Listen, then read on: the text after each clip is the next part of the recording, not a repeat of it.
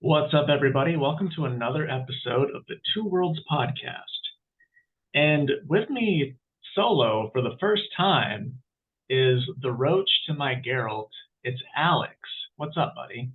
Hey, I think I'm okay with the roach. It's so so I don't know. Like, first of all, I appreciate Roach in the game. He's a great character. He's a great horse, he's a good companion, but his name is Roach, so if he dies, Geralt's not attached. So I'm not sure how I feel about that. Well, much like the roach in the game, I am very attached. So if you Okay. die, I will be very sad. Okay, I appreciate that. Thank you. But anyway, man, thanks for being on. Casey could not join me this week. He's got some personal things to attend to. And I thought, you know what? It is high time that Alex join this show. So he's going to be our guest this week, and we're going to have a great time. So, Yeah, thanks for having me. yeah, of course. You all know Alex from the testing room. We always tell people that listen to this show to listen to your show, and you also kindly let me DM uh, your campaign over on the show. So, how was your week? What are you doing? What are you watching? Reading? Let's hear it. What am I doing? Anybody that's caught up on the testing room will know I have been very slammed with projects right now at work. So unfortunately, my week is not as robust as it typically is. What have I been watching? So my wife and I just plowed through a ton of Community. Like, it's one of those go-to shows that we have, along with like New Girl and Parks and Rec and The Office. And I think we binged that entire series in like a week. Oh, wow. Yeah. It was we went to the bedroom last night and turned on the episode, and it comes up and they're like doing let's do a season 7 pitch for a reboot. And I'm like, are we on the final episode? And she's like, I guess we are. Like, I didn't realize how fast we just watched it. Man, Um, it's so good though, and it's it like is. 23-minute episodes. Right, So it's right. not bad. But we've been watching that. We've been watching some random things like old Studio Ghibli movies. Because What's your favorite one? so I for one have never really watched them before.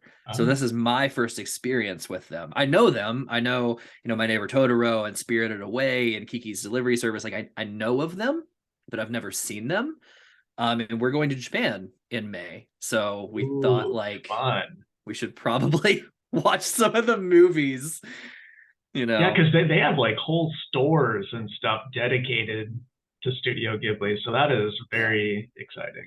Yeah, and we're staying at a bathhouse for a couple of nights, just like a traditional Japanese bathhouse, but it's in the same like small town, if you will, as I think the bathhouse from Spirited Away. Like, it's modeled after, and it's all there.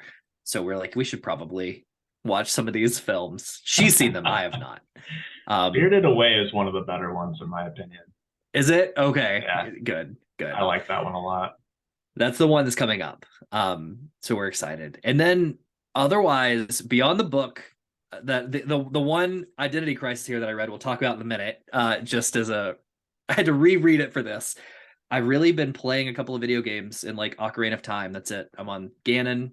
I've done everything. As I said on our pod, I've needed something to shut my brain off with all this like work stuff I've been doing.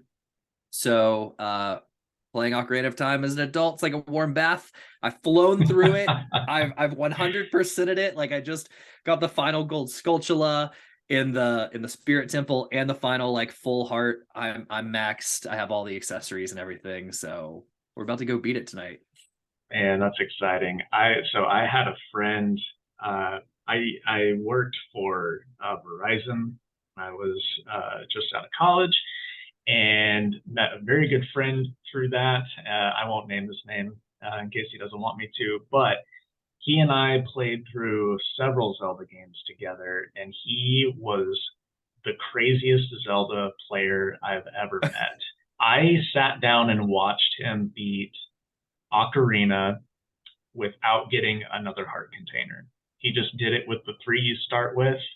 He would Yeah. just bounce around, get all the bottles, get fairies, and then he just beat the game like it was nothing. It was insane. I I wouldn't be that good. I could beat the game off of just the hearts you got off the bosses.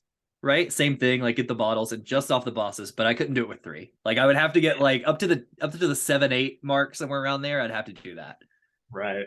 Mhm. I'm curious what because like a lot of people debate the best Zelda game. I'm not asking you to give like the best one, but give me your top three.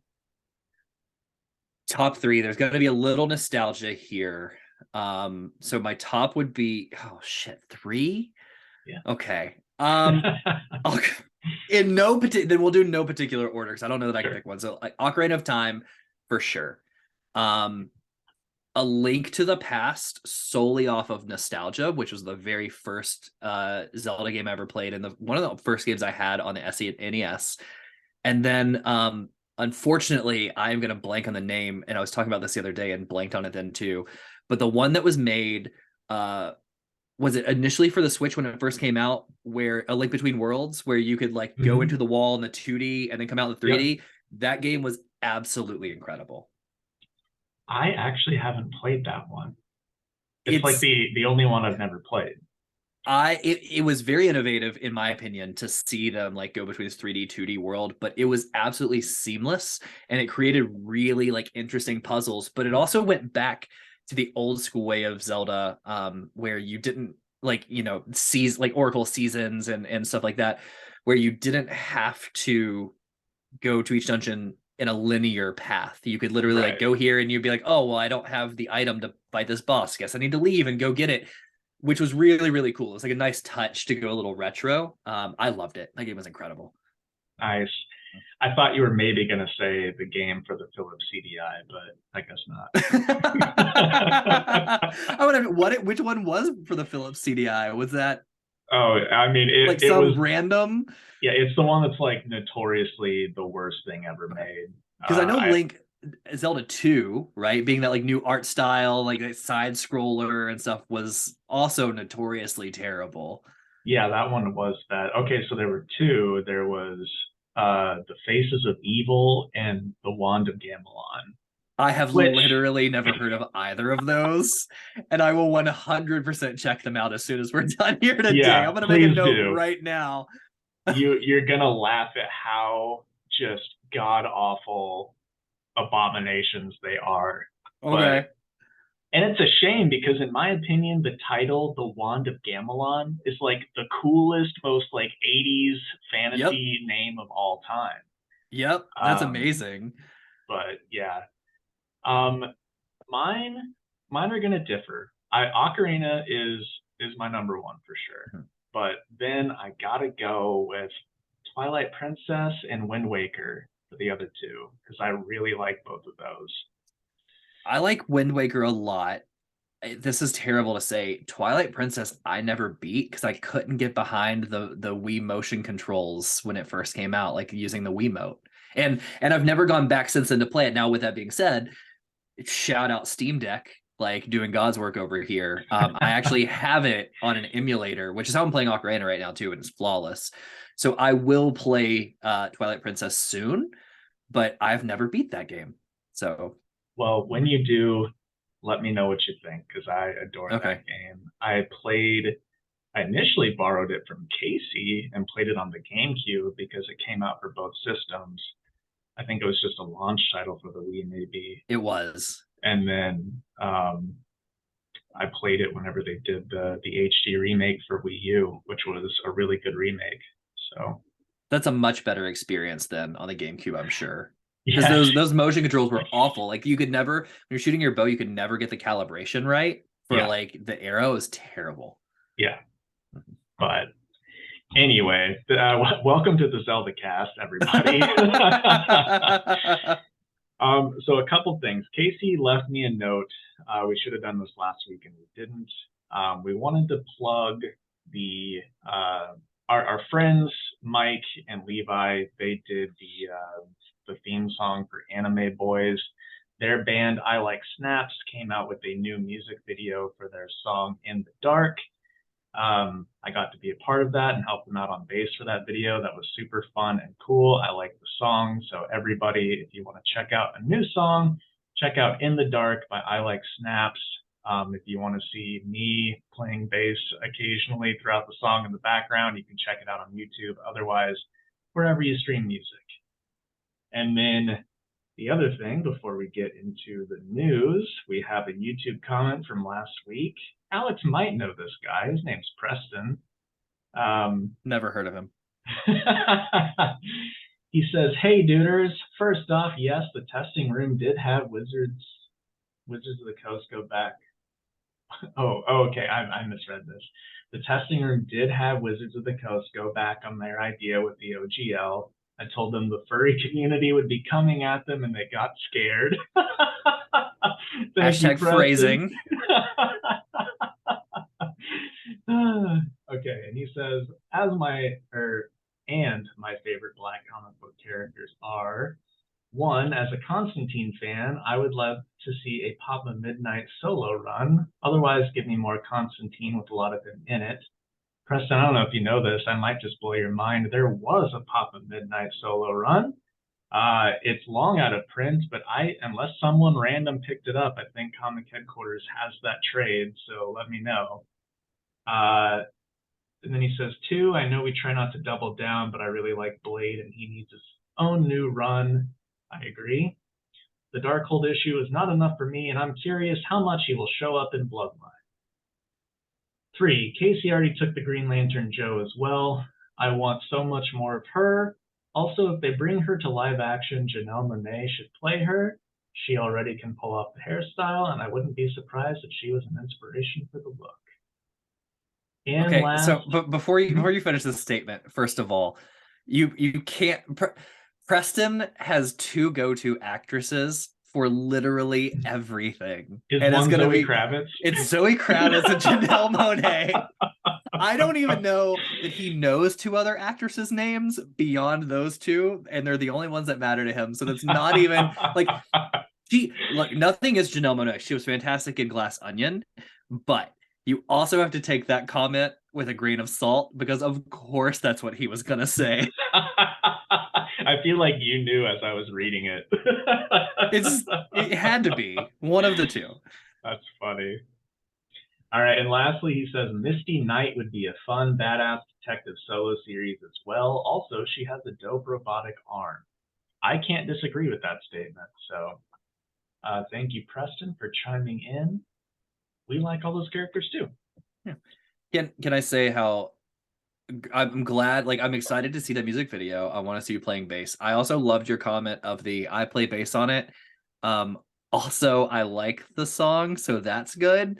Because how awkward would it have been if you were just like, yeah, I play bass on it. The song is fucking terrible. But I'm there. Right, So... I know. I know. I am not great at phrasing things sometimes, so that makes it seem like, I just wanted the fame of being in the music video, which is not the case. I have seen I Like Snaps many times, and they're great, so I just want to put that out there. really sold us the first time. I wasn't quite sure, so. Right. All right. So on to our news. First off, we'll go in order of least important to most important. The Image series Criminal is being developed into an Amazon TV show. So they're just buying everything, aren't they? They really are. Jesus They really Christ. are. But Criminal, like that's one that can easily be adapted to a TV show and work. I hope that it does because obviously I want those creators to get that bag, Have you read Criminal? I have not, but is there going to be some sort of, are they banking on some sort of overlap of like, hey, we have The Boys and everybody knows The Boys that dark and gritty, so let's go over something that is maybe not as known, but can capture that grittier, more adult comic audience? Yeah, I could see that because Criminal's one where like whether you like Criminal or if you've never read it and you like Ed Brubaker, you can be like, well, I'm gonna check that out. And then if you think of like every middle-aged man or woman that loves crime stuff, which Yeah. I'm just saying that like my parents, like my parents would see criminal being advertised, have no idea it was a comic, and be like, I want to watch that. That looks awesome. So hopefully they get, both. What way on the crime are they going to lean? Are they going to, is it leaning like a True Detective type of crime, or is it like a Pulp Fiction type of crime? Um, I think it's going to be more pulpy, just because Okay. that's kind of Phillips and Brubaker's bread and butter. Um, but who knows? We'll see. We'll see how The much of an adaptation it is. Amazon's really going after that, like all demographics of nerds, right? We got like Lord of the Rings, but if Lord of the Rings is just up your alley, you like the high fantasy and not over the top violence, then you can go there. But if you like the over the top violence, Lord of the Rings is too mainstream, then you have the boys for those people, right? Right. I need to watch that last season of The Boys. I still haven't seen it.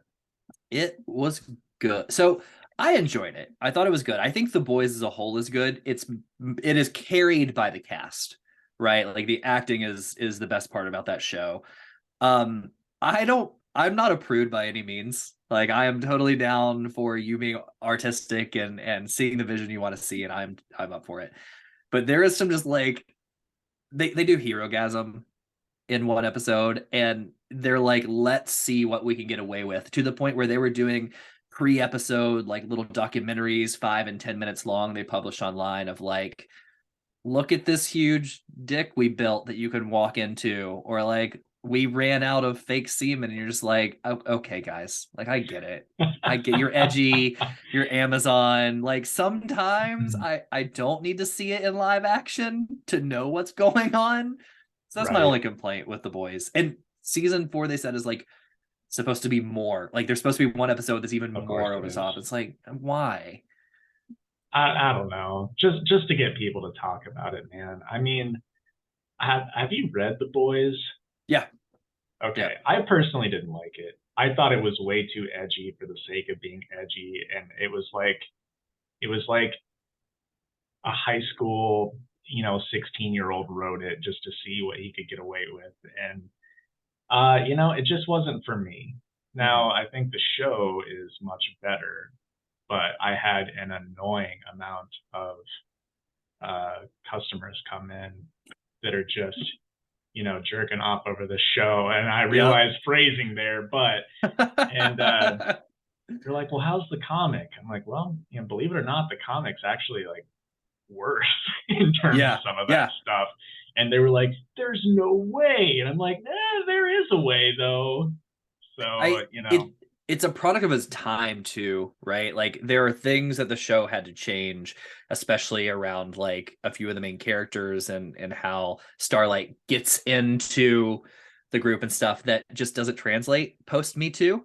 You just yeah, can't really do it the same, right? yep, And at least make the show one that people want to come back to. So there's some things, if I was younger, living through the stuff we've lived through now, like in today's climate, and I was turning to The Boys comic for the first time, I don't think it would hit as much. I don't think I would like it very much. yeah, which is understandable. Mm-hmm. It shouldn't, you Yeah, know. it shouldn't. No, it shouldn't. You're right. But it is what it is. I like the show. The show's good. The cast is really good. If it weren't for Carl Urban, I probably wouldn't have watched it. But I love Carl Urban very much. So I hope that that the show continues for his Mm. sake. Um, all right, moving on. We are getting a new Avatar: The Last Airbender comic called Azula in the Spirit Temple. And I'm a huge Last Airbender fan, and so I've got all those comics that are all super fun. And Azula in the Spirit Temple, this sounds like a great time to me. I don't know if that's anything you're into, Alex, You brought on the wrong person for that. That's Christian all day. I I've asked, there are shows and things I've asked about, like Avatar, Dragon Ball, stuff like that, and he's like, just don't. You can't invest yourself because you're 1,000 episodes behind and you'll never get caught up. Man, I really feel like Avatar isn't as bad as like not even close to Dragon Ball. Yeah. Or Um, Naruto, right? Like that has yeah. 1,000 episodes to it as well. Mhm. I saw I saw The Last Airbender. I know the story. I got it. Okay. Well, edit that out. I know. I figured Oh, it'd it's be funny. offensive. It's fine. Yeah, yeah. We all saw that movie expecting greatness, did not get it. Now, here's something that you are interested in. I know for a fact, which is why I've got a theme going on for this show. Okay. Andrei Sapkowski says that he's writing more Witcher universe novels. Interesting. Yeah. Is it? Okay. So I have thoughts here. Yes. One, I'm excited as a whole because I, like you, read. I've not finished the books. I have two more to go, but I've read most of the books. I love the show. The Witcher 3 is one of my favorite games of all time. Like all of that is great. However, people that follow this stuff know that like there was drama between Andre and the game and the show. And like even after he sold it, he all of a sudden decided that this company turned his IP into millions of dollars and never got paid for his stuff. So is he there because he has more story to tell? Or is he planning on retconning some of the stuff that games and shows have done to these beloved characters in his eyes? Like, is he just gonna just rip out readers' hearts on purpose because he's angry? I don't think so, and I'll explain why. Okay. So I get why you would think that. The stuff that went down with CD Projekt Red, they tried to get him to do the percentage of earnings rather than a flat rate. Yeah. And he thought this game's not going to amount to anything. I just want the money. And they were like, okay. And then bam, Yeah. it blew up. And since then, they've gone back and worked out a deal to where he does get a percentage, which they didn't have to do. Mm. Um, so, he has no right to be angry if he is anymore. He did say it's not going to be a sequel. He sees Geralt Yennefer series story as complete. So if we get anything, it's either going to be different characters, maybe something series centric, Mm-hmm. or so Season of Storms came out in 2010, and that was like a prequel. So I think if anything, we're going to get more prequel stuff, just him like during his strictly witchering days, Yeah. or it's going to be like a side story. What was Geralt doing while Ciri was off doing whatever, something like that. How much do you know how much influence he's had with some of these other spinoffs? Like I know with the TV show, they focus more on the books, lean more towards the books than they Ah, do with the game, right? Is what they say. But does he have any influence with the show at all, or like even the spinoffs like Blood Origin? Because no. okay, he has this whole world, right, that you could do, but I watched Blood Origin and did not love it. Like I did not think it was that good. But I think a story around the conjunction and the stuff that he's created could be good coming from the mind of the creator. It's just, Yes, I agree with that completely. I I didn't love Blood Origin. yeah. I wasn't upset that I watched it. Um, it was better than season 2 of the show because they were like, the books, who the fuck likes those, you nerds? And then just went a completely different way, which really didn't set well with me. Very Yeah. salty about it. And I know that this next season is going to be worse, but I'm going to watch it anyway So because this I'm a psycho. this next season, correct me if I'm wrong, this should be the battle between the sorcerers and the mages, right? Like there should be some espionage there. We really should meet Dijkstra for like one of the first times, but there should be a big battle between the mages in season 3 if they go that way. Yep. We'll see. As well as like Stefan Skellen and Yeah. a couple other like real motherfuckers. And I just know it's not going to be done right, man, because season 1 was good. I liked it a lot, but then Yeah, I did after too. that, man, it just tanked. The farther they deviate from the books, the worse it gets. The biggest mistake that has been made on the show was some whoever decided to do that first season like asynchronously, right? Like to jump between time because they overcompensated and were like, well, let's tell this. People didn't like the first season. Let's tell a better story season two. It's like, well, the story was good. Your Yeah. editing was bad, right? Like Yeah. you edited it in a confusing way to where it took people to the final episode to go, oh, okay, I get it. But if you told the same story, it would have been a 9 out of 10. But you overcorrected in the wrong direction in Yes. season two. I completely agree with that. Yeah. Dude, even just adding, back then on the screen would have fixed it. You know what I Yeah. mean? But there was Yeah, just nothing. absolutely. Mm-mm. There's just nothing. No. It's just I don't get it at all. Yeah. And it's a You shame could have because easily fixed that.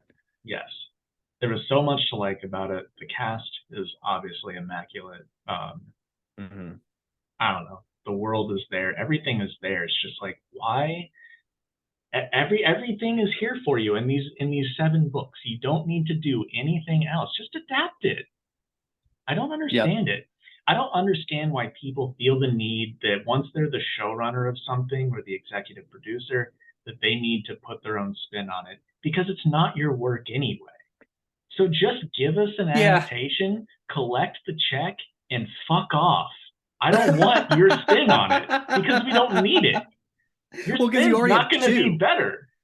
Yeah, and you already have two different spins, right? Like you have Yeah. two you could choose from. You could lean towards the game or you could lean towards the books. Both have their own built-in audiences. Yeah. And so it's easy, but you're like, no, we're gonna do our own like hybrid. But it's like, why? The most disappointing episode to me of the season two was the Leshy episode. I hated that whole episode. Dude, You had a good I'm Witcher raging. character.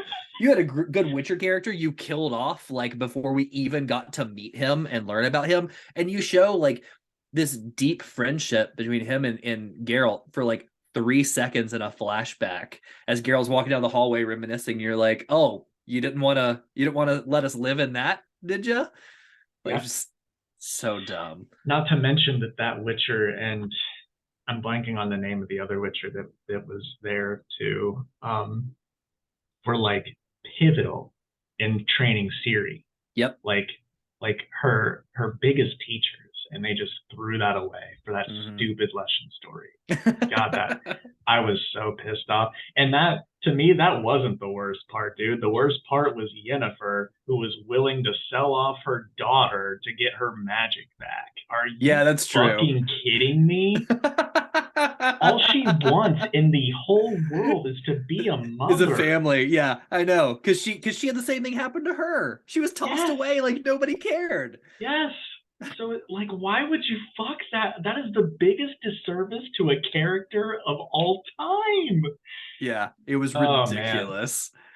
Boy, I sure fucking hate season 2. I'm not so Preston, we all know Preston's like good guy Preston, right? Like it is very hard to get him to say a negative word towards anything. Even when he hates something, he'd be like, I hate it. But if it's your only choice, right?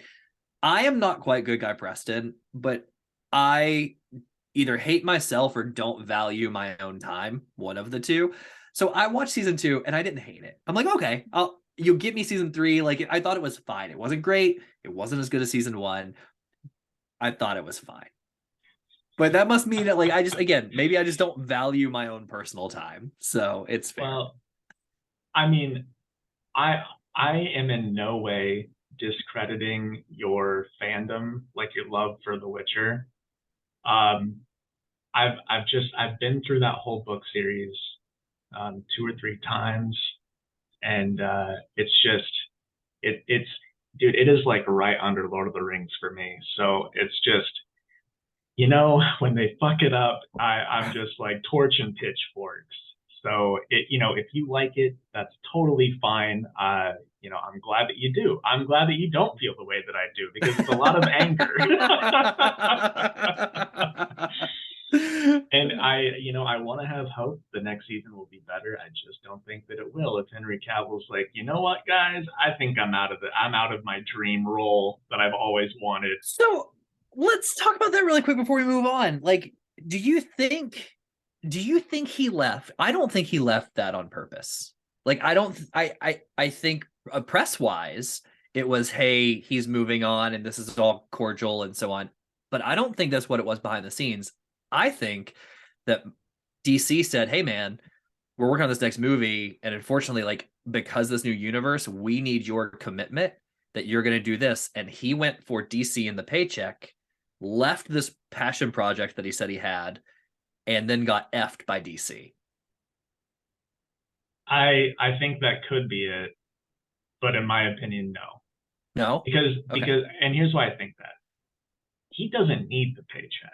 Sure. Henry Cavill can do whatever the fuck Henry Cavill wants to do. Sure.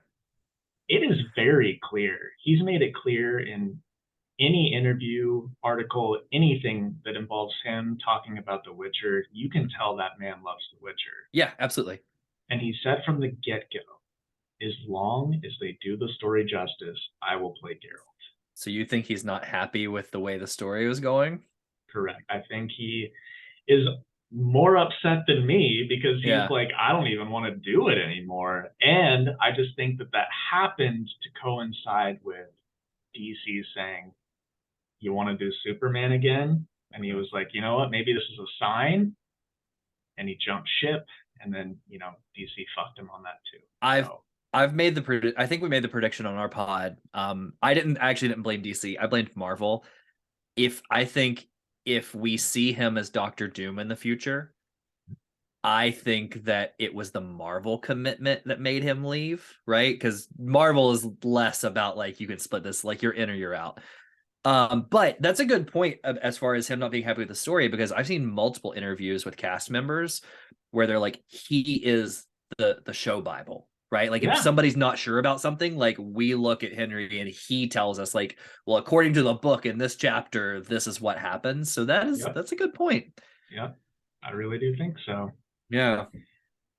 But anyway, we went down a very, very long tangent there. The point is, give me more novels. I don't care what it's about in the Witcher universe. I'm excited for it. There's no time frame on it.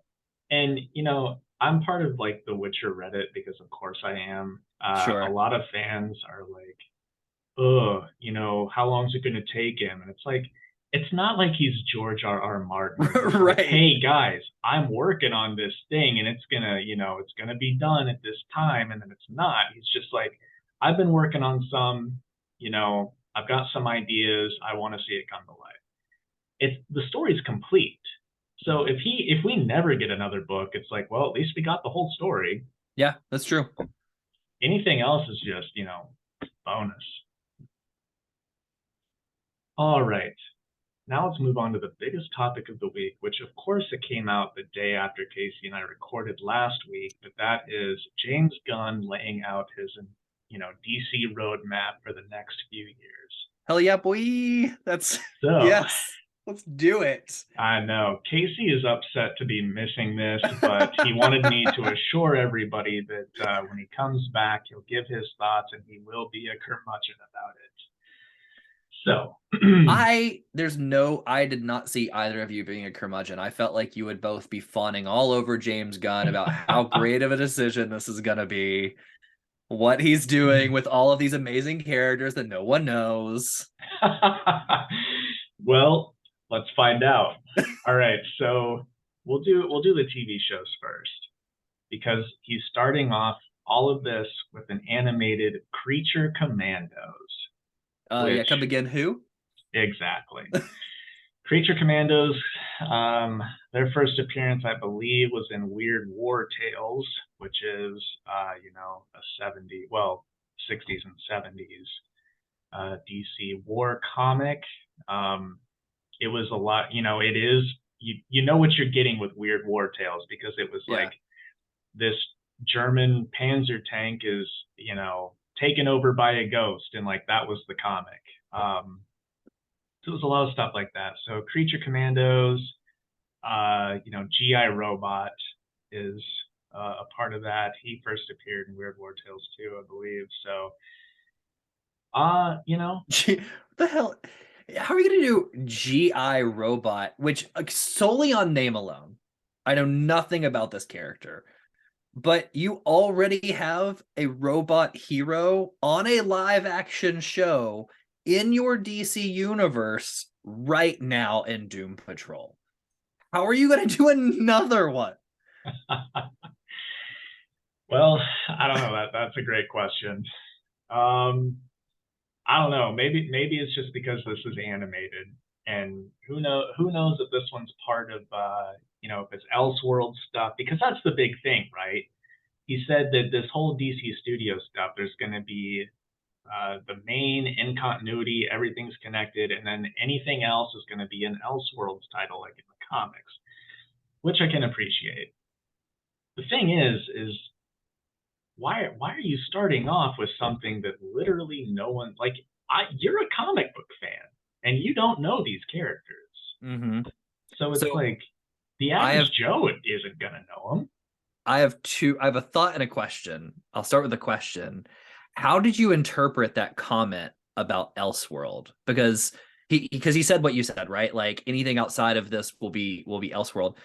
What did you think he meant by that? Like how did you take it? Because I think that was a very specific comment about something else.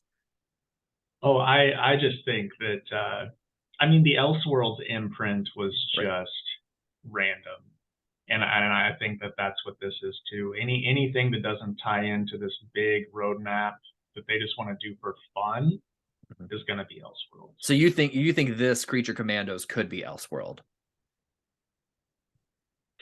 I'm going to say no Okay. because Amanda Waller is supposedly in charge of the Creature Commandos. Well, there you go. And I didn't even know that. right, which segues into the next show, which is called Waller. This one was maybe the least surprising to me because it's a Peacemaker spinoff, and James Gunn created Peacemaker, a show that, believe it or not, I have not seen yet. I have every intention of seeing. I just haven't gotten around to it. But it's like, yeah, it's his show. Of course, there's going to be a spinoff. Mm-hmm. So it takes a couple episodes to get into Peacemaker. Stick with it; it's really good.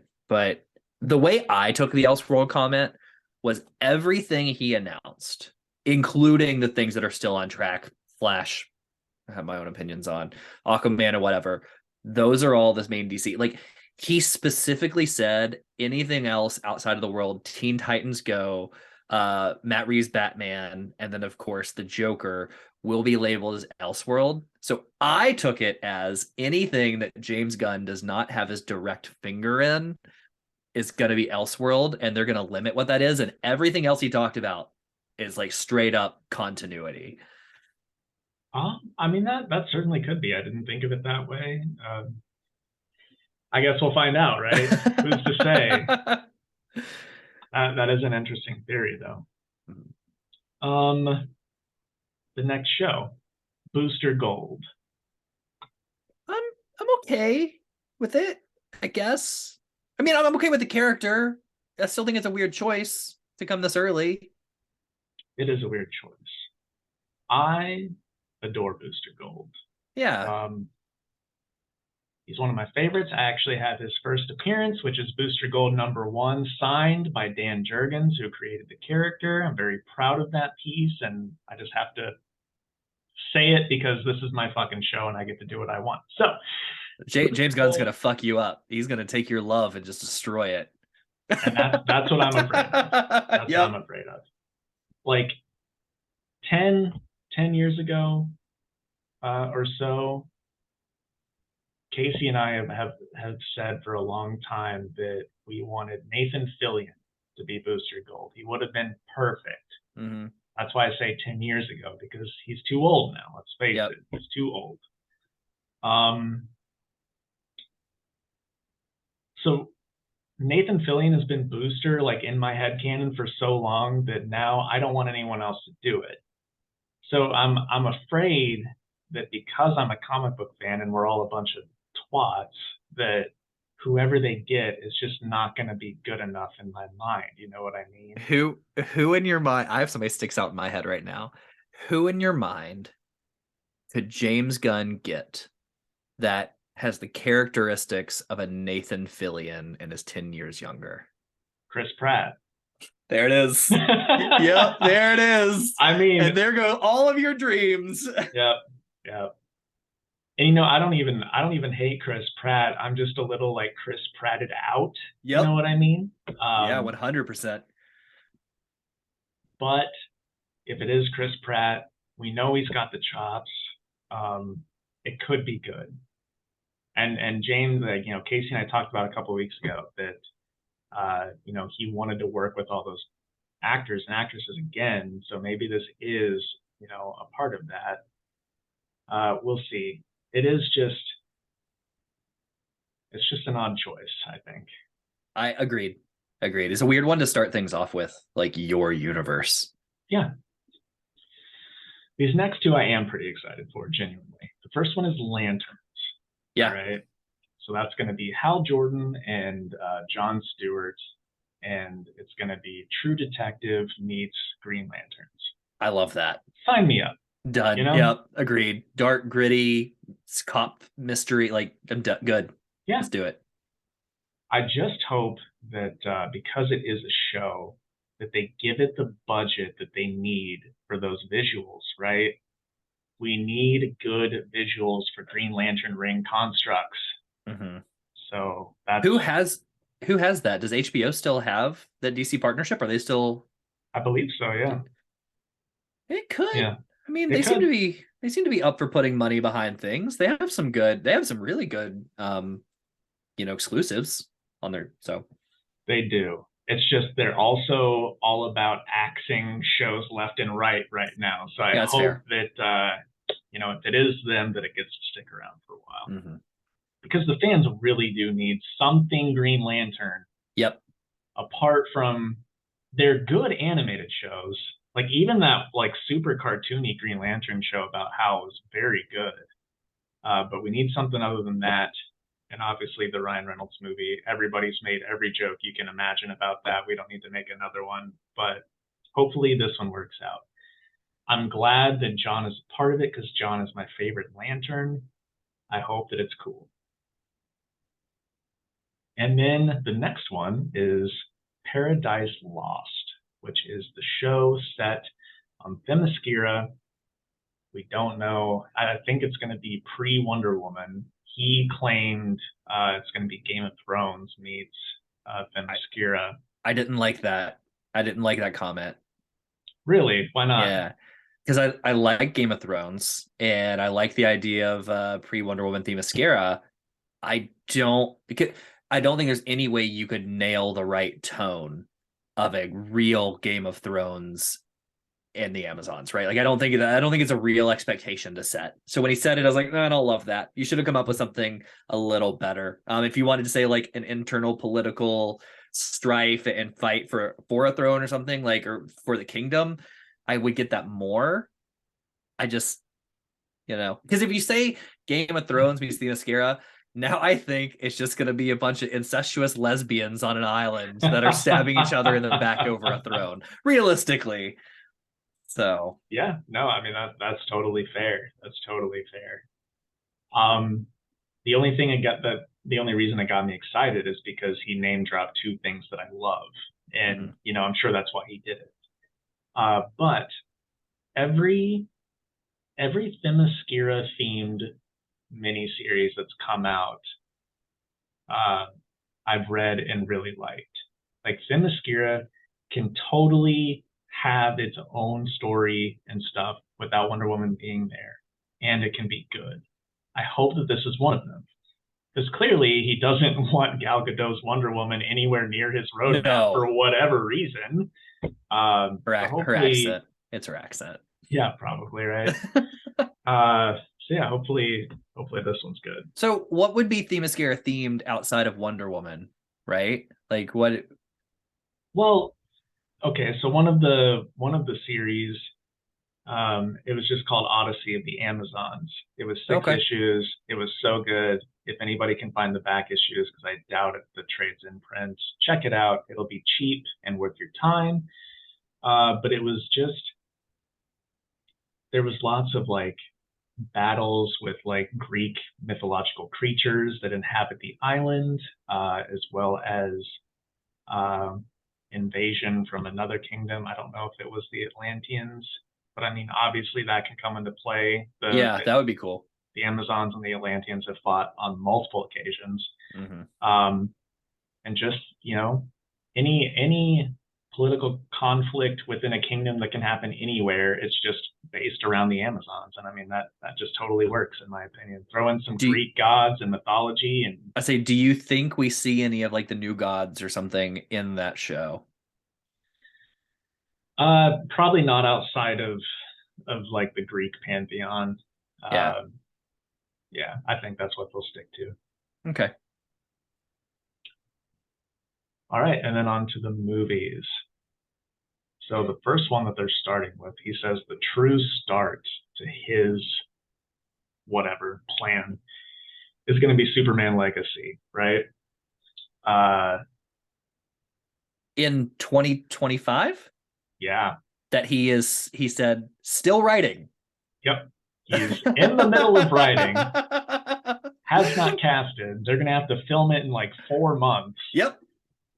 Pretty Um, cool. I know, right? I know.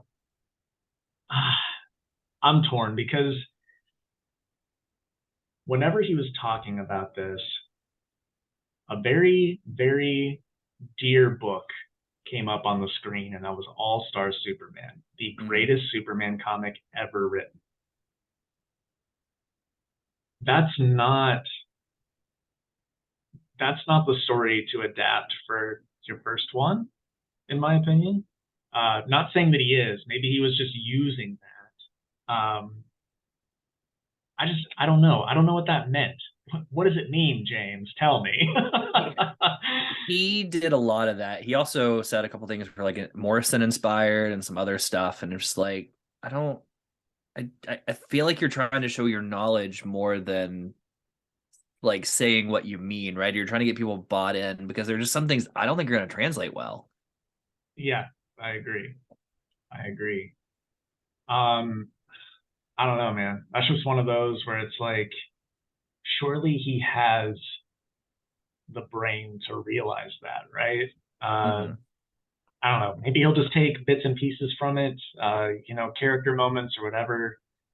Um, But is that what you want? Do you want this like Boy Scout superhero, but you want like a James Gunn that, to my knowledge so far, has only proven he writes quippy characters, and then just give you like set piece after set piece of action moments? so I understand why people feel that way. Where I'm at with it is that I need to believe that he can do something other than quippy characters until proven otherwise. So, Okay. I mean, this movie really is going to be like the make it or break it moment for me because Yeah. if he's name dropping that he likes Grant Morrison, then he should know what Superman should act like. Mm-hmm. Um, it's just whether or not he does that. So I don't know. We'll just have to see how it goes. I feel like you're telling yourself that just so you don't rage over the next 2 years worth of time until we see a preview. Well, if that's the case, man, I have to do what I have to because I'm such a big DC guy. Like Yeah. I mean, you know this about me. A lot of Yeah. the stuff that I suggested to you was DC related because it's amazing. So I just want them to get their shit together and do something good. I'm with you. I'm so bought into a revamped DCU that works because comic wise, that's what I read. Like, I don't do as much Marvel, even though people have their own opinions of like Marvel being more relatable characters and DC just being dark adult. But like, I like the dark adult, and I think Marvel is a little too childish, in my opinion, sometimes. So I'm bought into the comics. It's just the movies of Marvel have been better, but I want DC to be better. I love this cast of characters they can have. I love this cast of characters they use. Even if they wanted to start off and just cast Ezra Miller as the fucking Flash for whatever reason, it just punched me in the dick like right as soon as we got out of the gate. Yeah. But I Your wanted, favorite I'm with you. character, if I I'm know. Yes. yeah, So okay. I want it to be good too. And I want to give a benefit of the doubt. I don't know. Here, I think James Gunn is equally as snobby as Zack Snyder, but in a different way. I think Zack Snyder was, I'm going to be the truest version of comics that I can create and make them dark and gritty and everything that DC wants to be, right?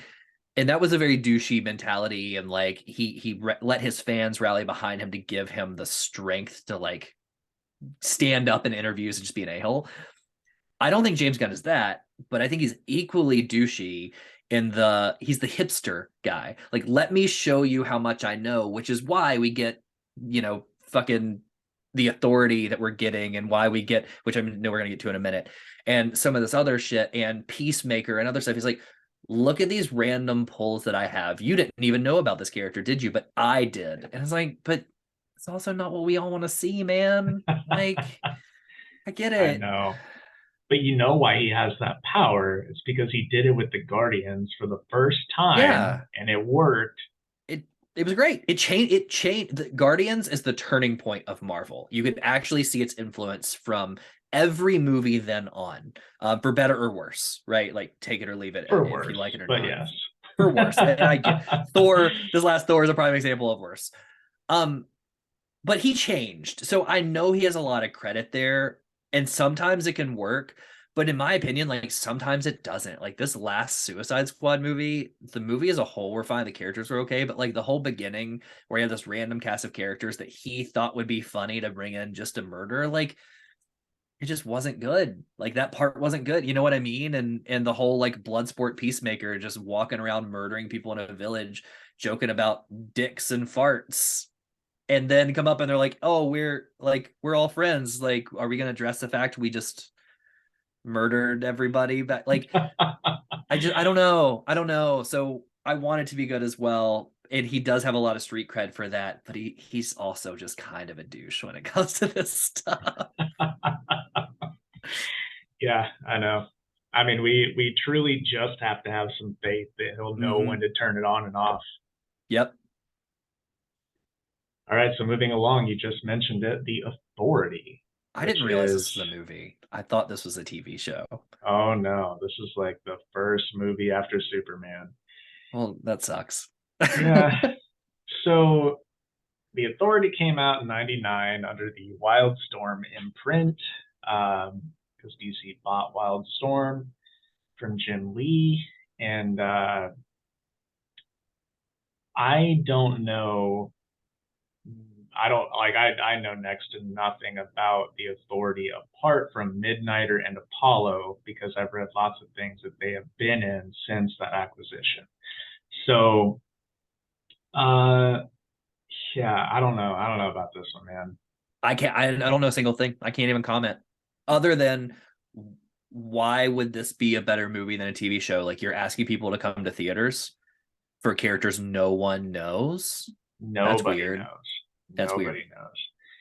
And I think this one in particular is going to be him saying, "I'm going to do with the Authority what I did with Guardians for Marvel.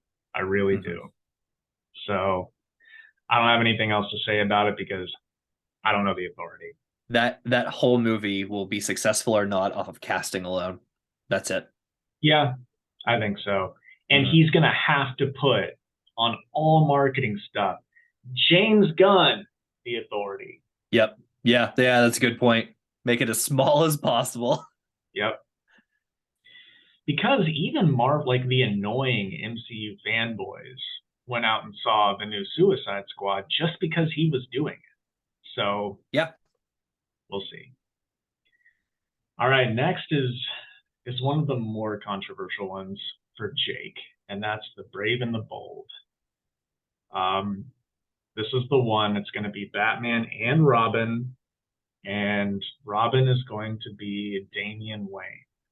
So this is one again. James Gunn put a picture of a cover up on the screen, and it Mm-hmm. was Grant Morrison and Frank Quietly's Batman and Robin run. One of the best Batman runs of all time, in my opinion. I don't know if you've read it, Alex, um, but I love it dearly. The problem is, if that's what he's basing this on, Batman in that story was Dick Grayson. So Okay. it was Bruce. It was post Infinite Crisis. Bruce was dead, actually lost through time. It Yeah. was after Battle of the Cowl. Dick Grayson was Batman. Damian was dealing with the loss of his father, trying to be a good person, and Dick was there to kind of help usher him. And it was really, really fucking cool to see those two develop a relationship. He's probably not going to use Dick Grayson as Batman. He's going to use Bruce Wayne because that's what DC is going to want. So, again, was he just showing us Grant Morrison's Batman and Robin just to show Batman and Damian together? Uh-huh. Or is he going to try to adapt that, but somehow make it Bruce and Damian? And in that case, that just doesn't work for me. Well, I think that loses the heart of the story too, right? Like you're bonding with essentially not two orphans because Damien had a parent at least, even though he found out Batman later, but he with Talia al Ghul, so on, whatever. People listen to your show now. But but like you that's a great bonding story for these two people that didn't have that father figure to bond over the fact that like now they've lost their father figure, even though Damien and Bruce's relationship is a little like butting heads at times, right? Um, so yeah, if you put Bruce there, you lose that whole thing. But flip it though, if say you do Dick Grayson, like, is that how we're going to introduce Dick Grayson? Like, are we going to skip? Are we going to skip straight from these characters to like Red Hood and Nightwing out the gate and just say like these are also characters in this world? Like, don't worry about the background they had under, under Bruce before they came out and did their own thing. Like, I don't know. I don't know if there's a good answer there. So to your point, hopefully it's just a picture. Yeah, I hope that it is. And it probably is. It's just, I don't want, like, it's tough to say because how long would it take them to do? Here's a movie where young Dick Grayson is Robin, and here's another movie where young Jason Todd is Robin, and then do the Nightwing story and then do the Red Hood story. Like, it's probably not going to happen. So we're Yeah. probably going to get a live action Nightwing at some point, which is fine. It's just I don't know, man. I'm torn because let's say that this is a direct adaptation and it is Dick Grayson Batman. You skip, quite literally skip, my favorite DC character of all time, which is Nightwing. Mm-hmm. I don't want that. Obviously, Bruce would come into it at some point, and Dick would have to go back to being Nightwing. But it's like, why do that to these people that don't know the story? You know what I mean? So I just thought of this right now because I'm a fucking genius. No, so you were talking and something hit me, and I didn't realize this when James Gunn said it, but now it makes a lot of sense. He said, this entire universe will encompass both live action animated series with the same people playing both characters, keeping it in continuity. That was his admission, saying we can crank out animated films that tell these side stories to allow us to jump. So we can jump to a live action Nightwing because we might introduce Dick Grayson as an animated character played by the same person. Or we can jump to these, and that will be such a disservice to some of these characters, but that is exactly what he will do to quickly hit the high points that he wants to get to. Yeah, that's a very good point. Very good point. And I guess we've already had an animated Under the Red Hood. Yeah. Um, I mean, that's one that I personally would love to see live action, even though it probably doesn't need to happen. I would just want Sure. to see it because that story's so good. Um, yeah, that's a fair point. But again, it all just comes back to I hope it was just a picture. Yeah, agreed. 100% agreed. All right, next one. Supergirl, Woman of Tomorrow, which he said will be based on Tom King's Supergirl series that came out last year or maybe the year before.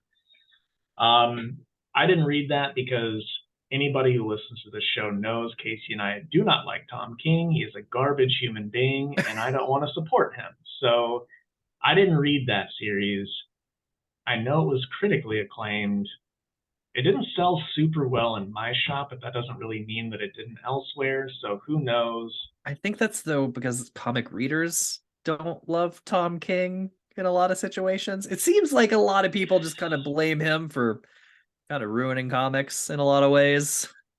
Yeah, I mean he's got his fans, that's for sure. I have tons of customers that come in and will pick up anything that he writes. Mm. The problem, a big problem I have is that Tom, much like James Gunn, loves to take obscure fucking characters that people haven't seen in 20 or 30 years and make them sad in a mini series with his name on it. Sure.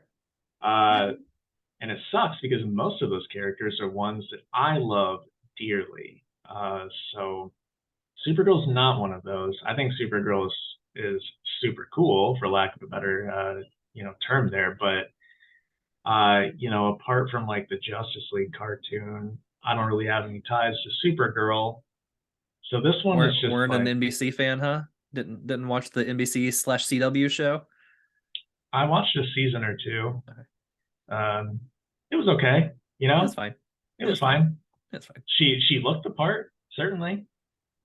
Um, So is this were they not doing something with Supergirl before James Gunn came in? Was she not slated to have some new movie or be there? Okay. I thought Batgirl and Supergirl both had something in the works before this whole merger and change. I don't think so. I mean, I could be Okay. wrong, but Hmm. yeah, I don't know. That's just one of those things where like even if it is Tom King's story, if they do a movie, I'm not opposed to seeing it because I'm sure whoever is directing it will, you know, bring on their own twist, as we just complained about not too long ago. So we'll just see how it goes. That's what you think until they bring on Tom King, just like everybody in the Flash brought in what was his name to help with that fucking movie. So Well, I mean, they might because Tom King was writing a script for a New Gods movie a year or two ago, and then they scrapped it. So he could very well be on board to write the it, script for that. what's the name of this? What's the name of this first phase of his shit? Isn't it Gods and Monsters? Yeah, If yeah, it is. dude, if yeah, wonder why that New Gods got scrapped. Probably because that's where this phase is gonna end. I mean, I love the New Gods, so I definitely want to see them. I just don't want to see them written by Tom King. Yeah, that's So, fair. all right, and then finally, one that I am very excited about, and one that our mutual friend Preston is most excited about, Swamp Thing. They said, or James Gunn said that this was going to be a horror movie using Swamp Thing, and it's going to investigate his dark origins. So I am all for like I'm not a horror guy at all. I'm a big baby when it comes to horror stuff. However, if it's set in a property like Swamp Thing or something comic book related, I am on board for it. So this one I'm excited for. I think a Swamp Thing horror movie could be really cool. I forget specifically how he said it, but I think he said this will be outside of the others, which makes me wonder, is it going to be tonally outside of the others, or is this, to your point, going to be one of those Elseworld titles? Um, I'm down for one reason, and I don't think it'll be Elseworld, but I'm down because I think this is going to let him bring in Justice League Dark, and dude, I am so sold if he brings in Satana and shout out Preston Constantine. That's the only time you'll ever hear me say that. So go fuck yourself. And then like some of that Swamp Thing, like I am totally down for a Justice League Dark story if that's what introduces it. Yeah, I agree because I mean, gosh, how long did we hear that Guillermo, gosh, help me. Guillermo del Toro. Yes, thank you. I can't You're welcome. talk. Was gonna do a Justice League Dark movie, and then I think it was a show, and then it was back to a movie. So it's like Mm-hmm. maybe that's finally gonna happen. Who knows? I would. I love Guillermo del Toro. Like I own the Hellboys and I own Pan's Labyrinth. I watch Pan's Labyrinth every Halloween. I don't know why, but it is like my Halloween movie. I love him. I really would like him to only do the costuming if he was involved in that movie, because he does great set pieces. I just don't know about his full-blown story for that. Yeah, fair enough. Yeah, I don't know. I don't know how I would feel about it other than just being excited that it was happening. So, Yeah. but yeah, that is the full slate. So we'll just have to wait and see what happens. It's interesting to say the least. I don't know. I don't know. Like I'm torn. I'm so torn. I want to your point. I don't want it to be too quippy. I want it to be serious. I wanted to get DC back on track, but I'm still like all this kicks off based on the Flash movie, which I don't know how you're going to redo Flashpoint. Like I'm not excited about you redoing Flashpoint because it seems like you're totally just going to change up the story of Flashpoint in a lot of ways. And I don't love Ezra Miller, and I find it hard to even support that movie. Like, why is it even coming out? Wasn't this dude being sought for the cops for 2 months? Like, what is going on? Um, but I don't know. Like, I want it to be good. I hope it is good. I just we'll see. Time will tell. Yeah, I also don't know why that movie's coming out and why James Gunn is just like it's such a good movie. It's like, dude, like have you not looked at the news? Like why are some people getting canceled and not Ezra Miller? Yeah, Ezra Miller was arrested 3 times. Is twice during the Justice League filming where he got in a fight with a girl taking a photo and threw a chair at somebody. Since then, he's been arrested again, and then this whole thing with the grooming piece that I don't even want to be like allegedly grooming because like no one has refuted it. Like even the media are like, "Yep, totally grooming this girl and on the run," but movie's still coming out, so Yeah.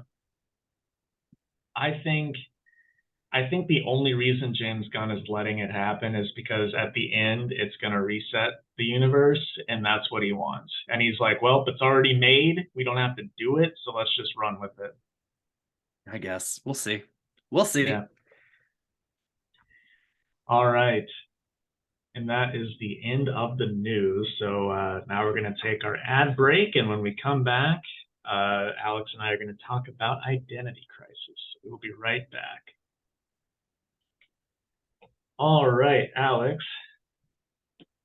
I don't know if you ever tune in and have listened to any of our Sonic the Hedgehog Mad Libs, but this week you get to help me create one because Casey's not here. Okay. You can be, and it's preferred, you be as filthy as you want to because that makes them so hilarious. Oh goodness. There's Okay. literally no holding back. So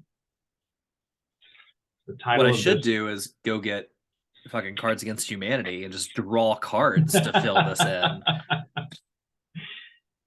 All right, so we've got Step It Up Part 2, and I need an adjective. Oh God. Beating.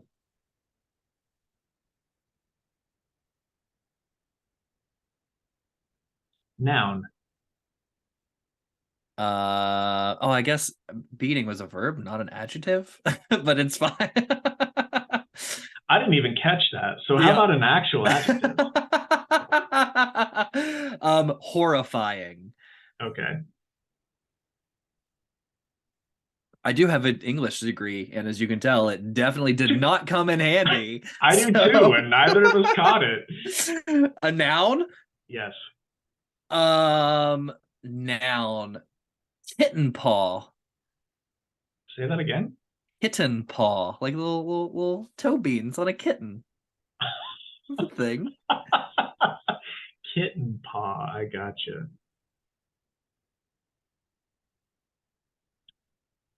Person in the room. Oh, well, that would let's do I'm looking over Hawkman. Okay. Love Hawkman. Adjective.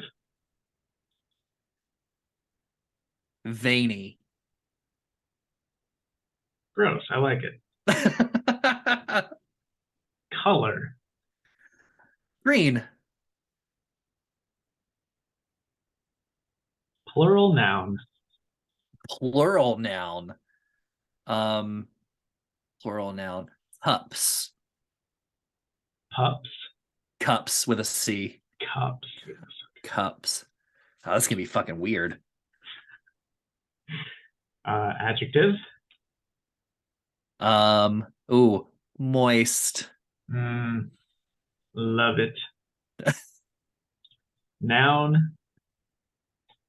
Um, let's go with phone. Adjective. Um, liquidy.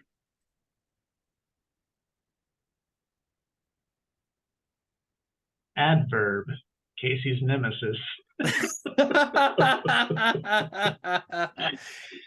Adverb, huh? What? Going?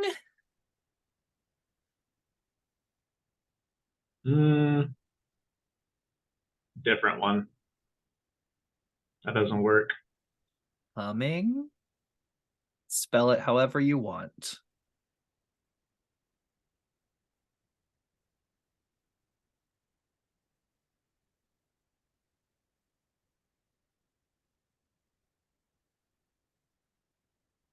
All right. Plural noun.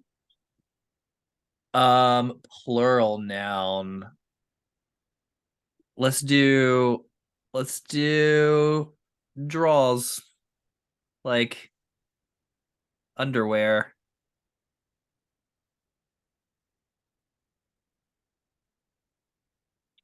Adjective. Great. A number. 7. That's the only time in this whole book that the number is not 69. You're welcome. Another adverb. Oh, fudgekins. Ooh, can you use fudgekins? No, that wouldn't work. Fucking. Can we use fucking? Yeah, Yeah, absolutely. let's do it. Plural noun. Um, let's do. I'm looking around at like things in my office. No, make it disgusting. Come on, give us one good filthy one. One good filthy plural noun dildos. There All we right. go. We're a bunch of children here. Adjective. Uh, loose. All right. And finally, a person in the room. Person in the room. Let's do Diana of Themyscira. Wow. Okay.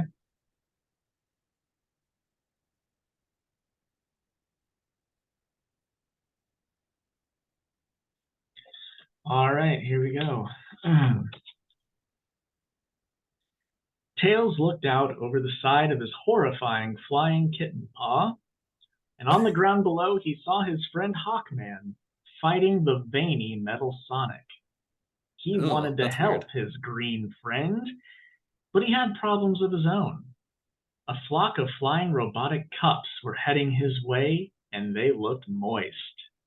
He flipped a switch, and a mighty phone launched from the bottom of the plane. It sailed into the center of the liquidy flying robots, who cunningly swarmed about it.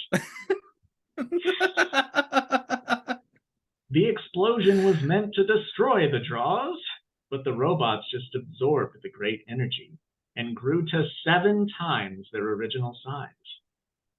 Tails fucking dived his plane to avoid crashing into the giant flying dildos. Luckily, Now the robots were huge and loose, they were also slow. But he would need Diana of Themyscira's help to defeat Dr. Eggman. There we go. Yeah, nice. When it got huge and loose, it got a little gross. Right before the dildo talk. Right before. Very nice. That's All amazing. right. Welcome back, folks. If you would like to hear Alex step in for Casey on Mad Lib duty, you can do so over on our YouTube channel. That's Two Worlds Podcast on YouTube. But for now, we're going to talk about some comics. So real quick, before we get into Identity Crisis, I just wanted to do a real quick what I read this week and whether or not I liked it. So I read Immortal Red Sonja number 10, Moon Knight number 20, Scarlet Witch number 2, Bloodline Daughter of Blade number 1, and Briar number 3. Why don't you show that cover of the Red Sonja? I want to see what it looks like. Sure. Oh, that's a terrible. There we go. All right, who did that art? It's not typically you see like the, I don't know, the very like realist art on covers of Red Sonja. For some reason, Red Sonja, Deja Thoris, those sort of things are always like Vampirella, right? They're like very real. Yeah. But and normally they are. This one's done by Drew Yeah. Moss. I don't know why I didn't grab the A cover, which is done by Lyrics, who I'm obsessed with their art. Yeah, this was the end of the series, which is a bummer because I really, really, really like this series. It's like Dan Abnett writing great comics again. But it wrapped up nicely, and I liked it. Probably a good 9 out of 10 on that one. The next, I read Moon Knight, which was, I mean, phenomenal as always. The the thing that cracked me up, I'll try to find a picture of him just to show on the camera, but he was fighting these two villains, and they just reminded me of people from that dance group, the Jabberwockies. Oh yeah, the white masks and the red suits. Yeah. Oh yeah, 100%. It's like if they were going to a fancy dinner party. Yeah, exactly. Yeah. So that was funny, but Moon Knight is just one. I mean, maybe Marvel's best book, best ongoing book. I love it. The art is just insane in this. This one's definitely my pick of the week. I wanted to show one other page because sometimes they give Moon Knight some really good, like, Batman-esque panels. With like the cowl and the just look at that, man. Oh, yeah. That's a Batman cover. Like, yeah, it's so good. Yeah. It's so good. That actually looks almost like his like metal. You know how they gave him a new helmet for like metal and heavy metal sort of thing? Yeah. Like it almost looks like that straight up. I agree. Yeah. Very good stuff.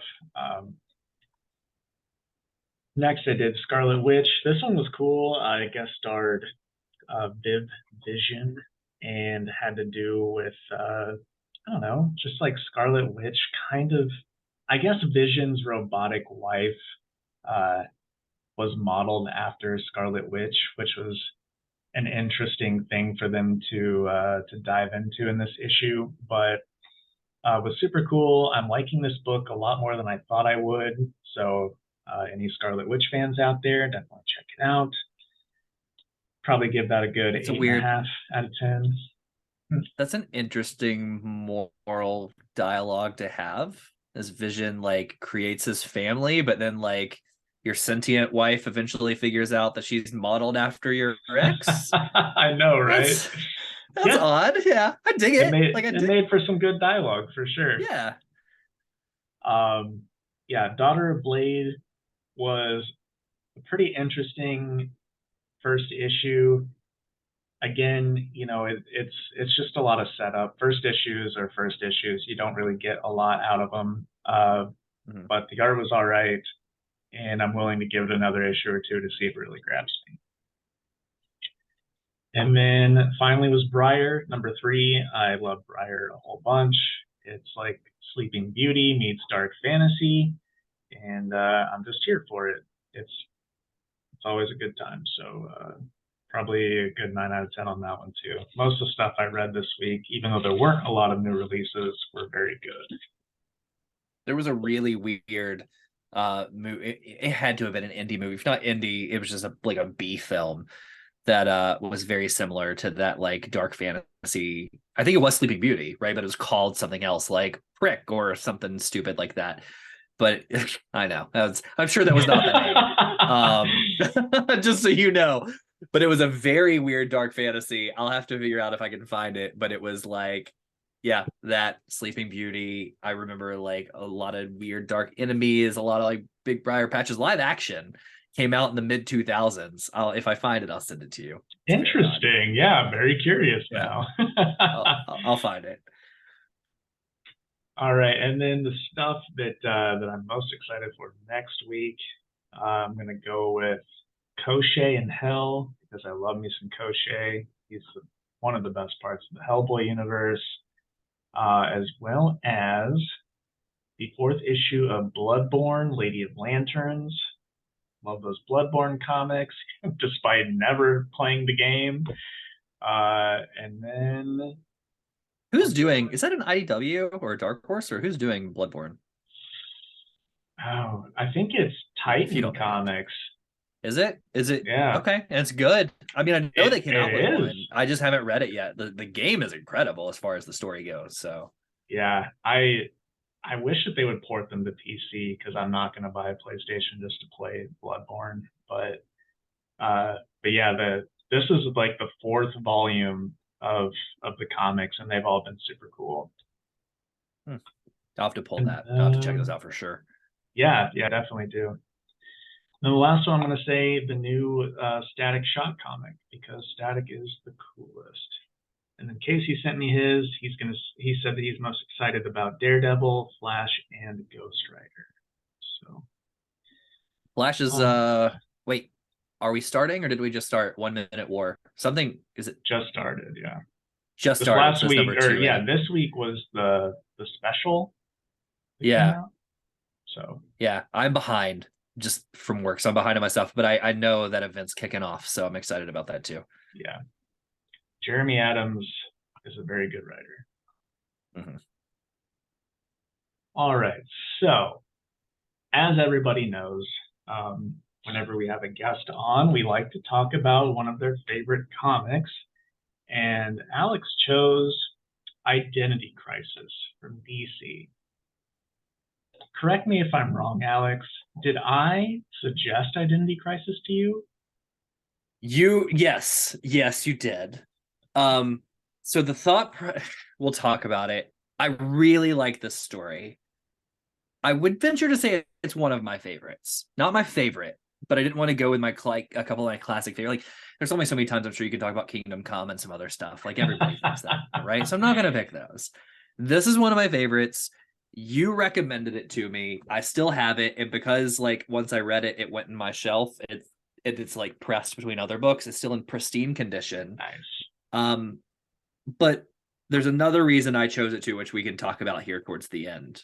So yeah, you did. Okay, I still have it. excellent.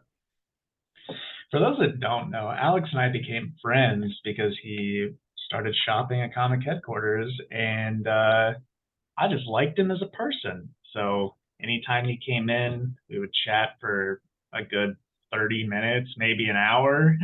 Yeah.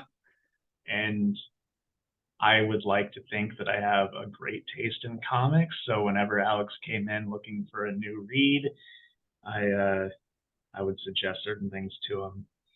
Now, I was excited that he chose Identity Crisis because Identity Crisis is one of those books where the first time I read it, it blew my tits clean off. Like it was just one of the best things Yeah. I've ever read. And then I read a bunch more DC over the years. And then I revisited Identity Crisis and I found that I actually didn't really care for it too much anymore. So that's why I'm excited for us to Yeah. talk about it. So I didn't know this book was so controversial, but like apparently it is within the community, within just the general comic community. Like it's a very controversial story. it is.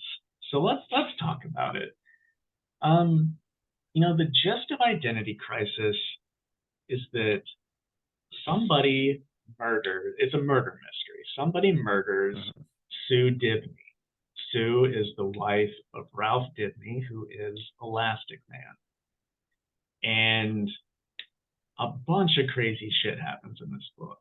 Like a bunch of crazy shit. Yeah. And one of those things, and I want to talk about like the bads before we get to the goods, because there is good stuff in this. Mhm. When I first read this, I wasn't really familiar with Elastic Man or Sue. And as you read more DC comics, you realize that Ralph and Sue are just one of those classic, like, great couples that just everybody loves. They're great characters. And obviously, we're spoiling that, like, this is full spoilers about Identity Crisis. Brad Meltzer, who wrote it, decided that Dr. Light was going to rape Sue in the Justice League Oh yeah. Watchtower. Yep. And, you With no know, explanation on how he got there, just the fact that it happened. Like he was yeah, there and he did yeah, it, but we don't know how he got to the Watchtower. we don't know how. And, and then somebody kills her. So if you're like a longtime DC fan, you don't like Identity Crisis very much because it Yeah. takes this beloved character and does very horrible things to her and She was Ralph. like she was like an honorary member of the, like they even say like she's so beloved she's an honorary member of the Justice League, which is why she was even in the tower to begin with. Yeah, because like even in the early Elastic Man comics, like the backups, he was a backup character. Um, she would help him solve crimes because he was a detective. Um, so yeah, obviously very controversial. Um, but that's just part of the controversy because another one that they deal with in this book that I'm curious about your take on, Alex, is that the Justice League comes to a vote at one point in this comic Mm-hmm. on whether or not to use Zatanna to erase the memories of Dr. Light and also Batman, so Mm-hmm. that nobody knows that that ever happened except for them. Obviously, that's like a huge, uh, breach of security. But I don't. It's really one that, to this degree, had not been done before. So, how do you feel about all that? Yeah, so I'm very torn on this. So like I was late to the game because this is 2004, right, when this came out. So I was very late to the game in this by about 12 years. I think you may have given this to me in 2016, right? So I've had it for a while. I read it then, and like you, coming back to it later, I view it a little differently. But I'm very torn on the brainwashing thing on a few different reasons. First, this is what Christian hates about me is my it's my shrewdness. Same reason why I think in Last of Us, like Ellie deserved to die. Um, because for some things you need to step in for the greater good, which makes me go, hey Zatanna, why aren't we lobotomizing all the bad guys? Like just all of them all the time. I don't like why I get look, rape is bad, but so is murder. And I bet you he's not the only one of these bad guys that have raped somebody. So why did we only wipe Dr. Light's mind? Like everyone, Arkham is a literal revolving door of bad guys. Like how is every one of them not lobotomized? Like she should be there at the door when people walk in and be like, "No, we caught the killer croc again today." It's like, I don't know what we're gonna do. And she's like, "No, I got you. Zzz, done. Bye." So like that's my first problem, right? I did appreciate the fact that Batman, in line with his character, sees this thing happening and takes the moral stance of like, that's wrong. But then he just goes like Batman v Superman and everyone else and is like, I'm gonna fight you.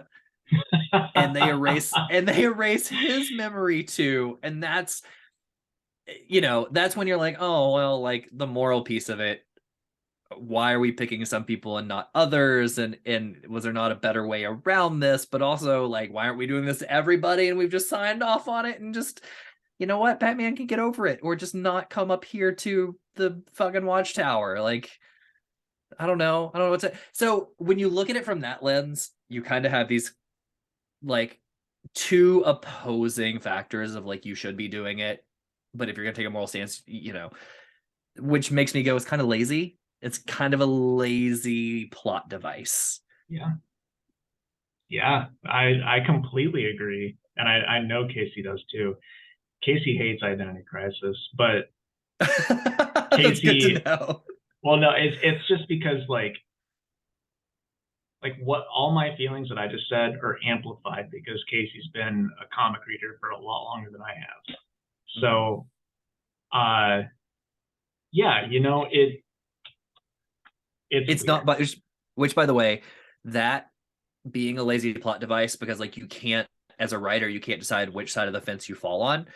Um, that's not the laziest plot device in this story.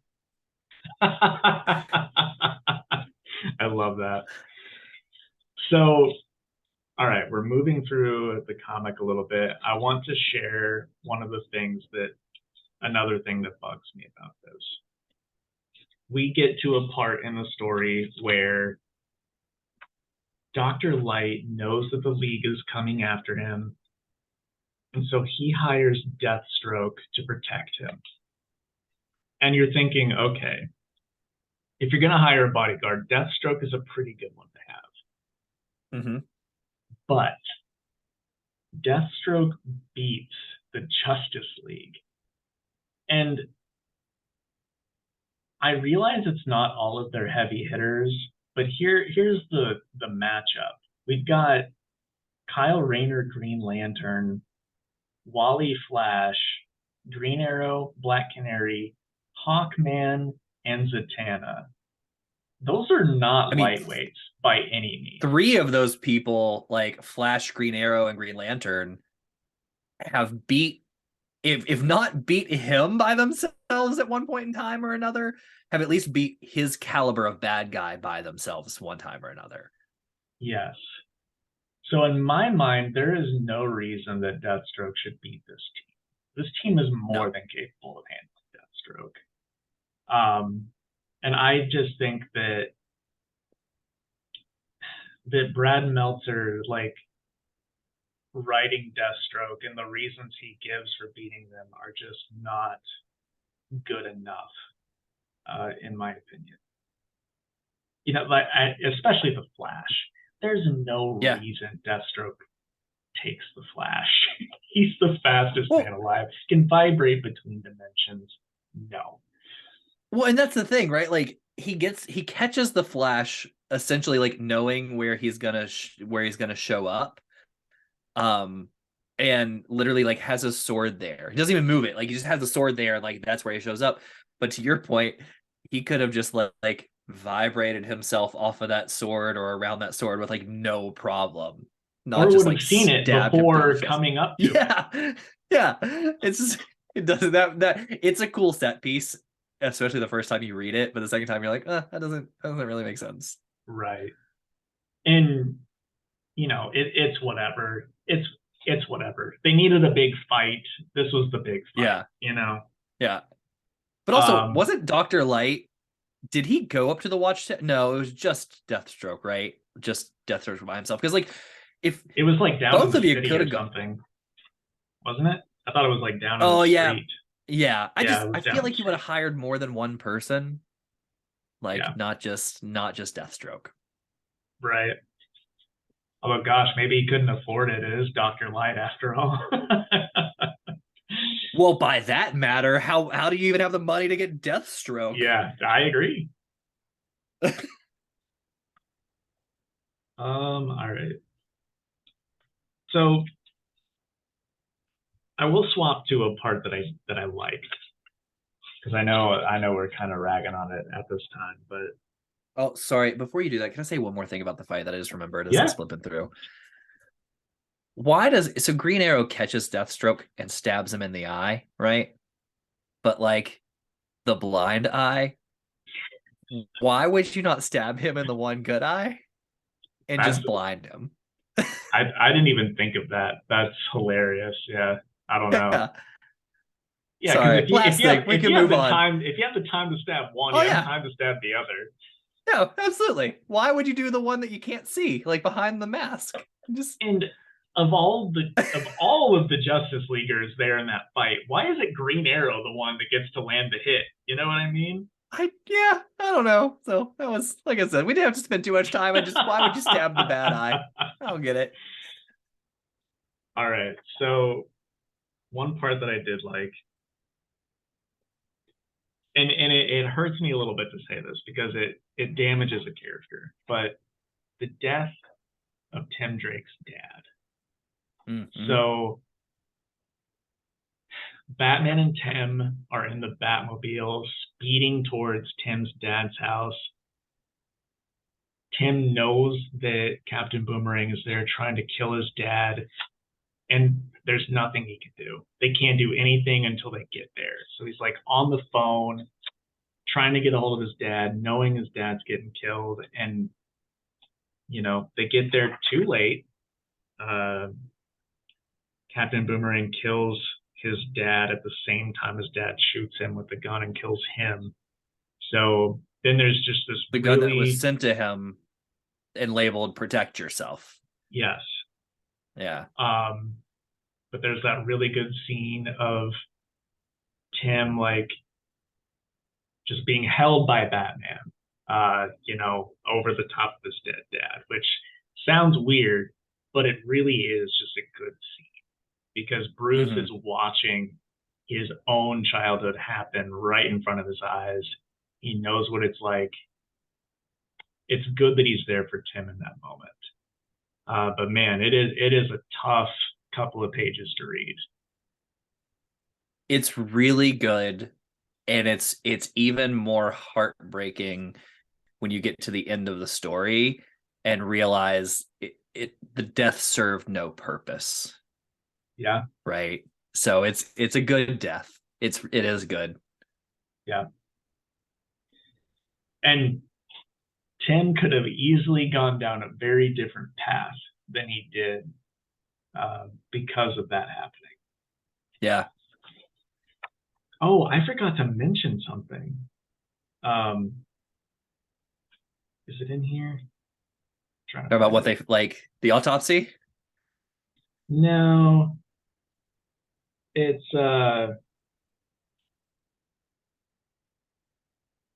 man, this is so bad for an audio podcast.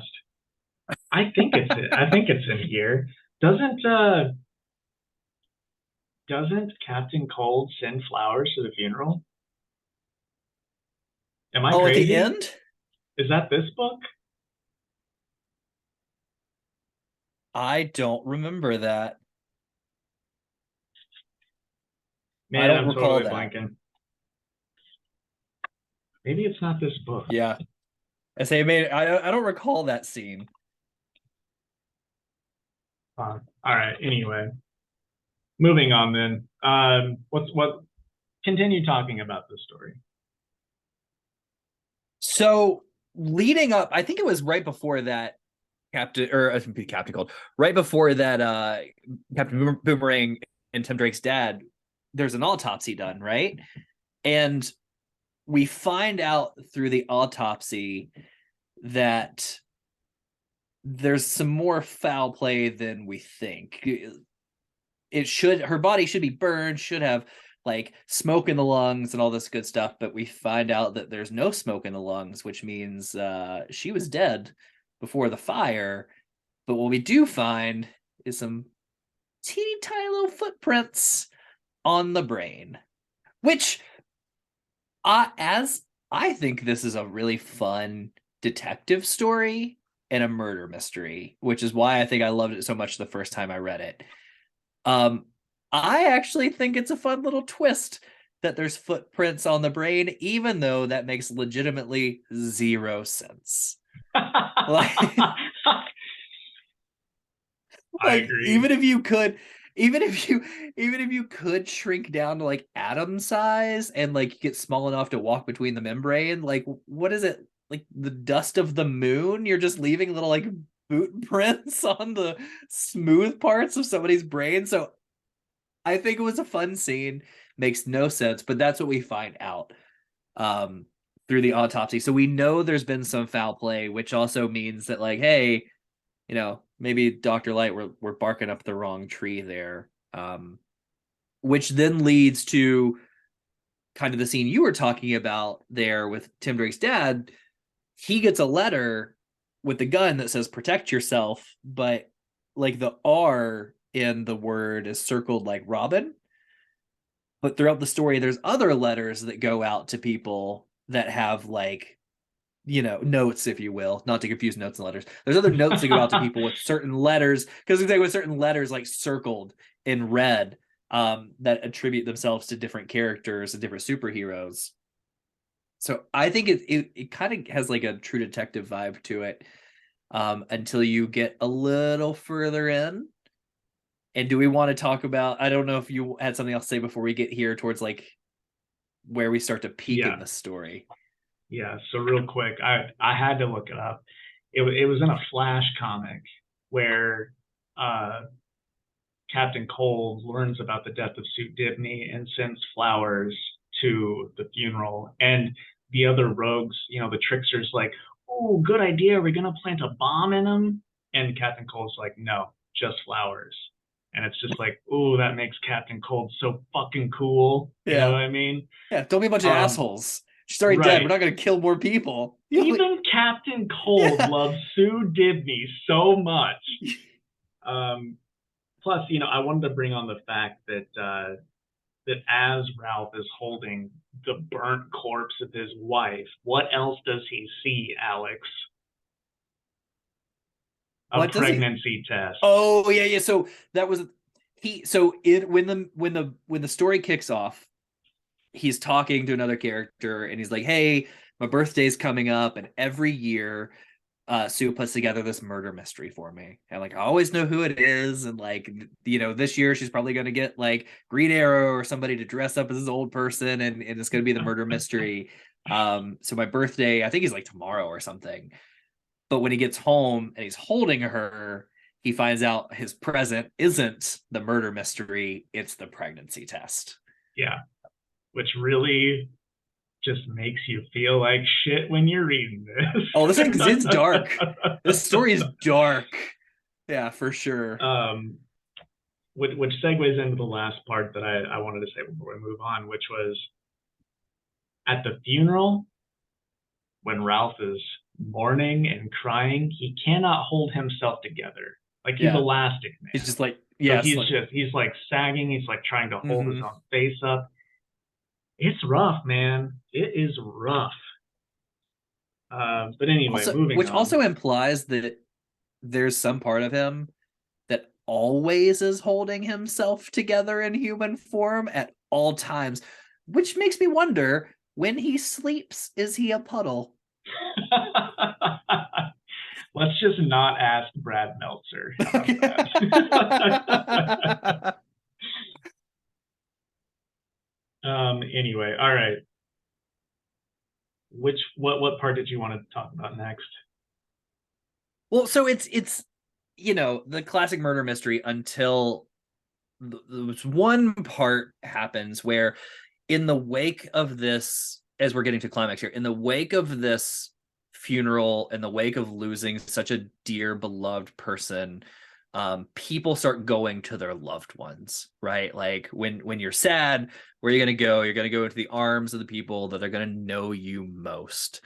um Thus, as characters are going, we see Ray Palmer, and we're at his house.